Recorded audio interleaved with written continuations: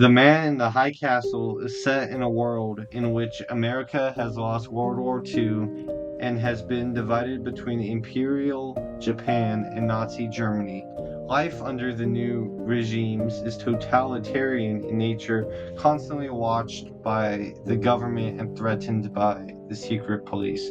The plot follows two characters, Juliana Crane and a young woman living on the Japanese controlled West Coast, and Joe, a young man working for the resistance on the Nazi ruled East Coast. Each has come into possession of a copy of a subversive film called The Grasshopper Lies Heavy, which shows history as it should have been, with the Allies defeating the Axis powers.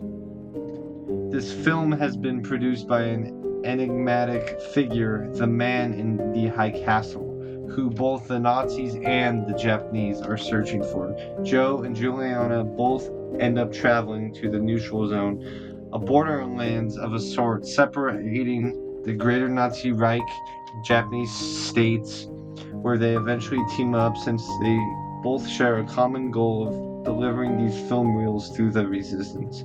I will not explain the plot further so not to spoil it, but I can assure you that you will not be disappointed with the high stakes action and well crafted story.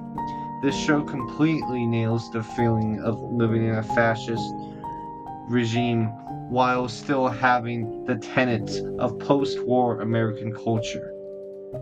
The stars and stripes still fly proud over this land, yet bearing a swastika instead of 50 stars. The American dream of starting from nothing, creating a life and a family from nothing, achieving prosperity through one's hard work and dedication still blazes eternal, yet even it has not escaped the taint of National Socialism.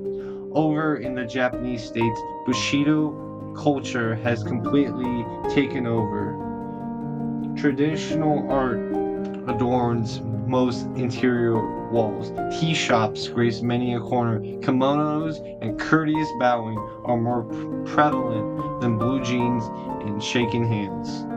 The characters are interesting, yet pretty stereotypical for media set in this time.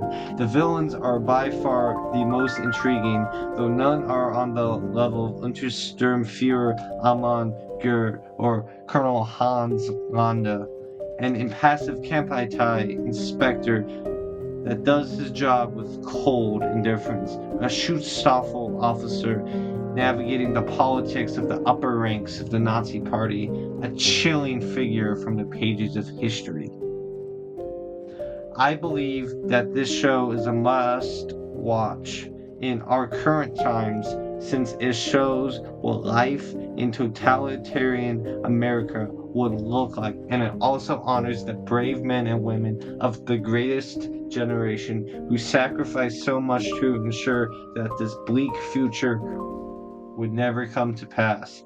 Thank you for watching and stay tuned for the review of season 2.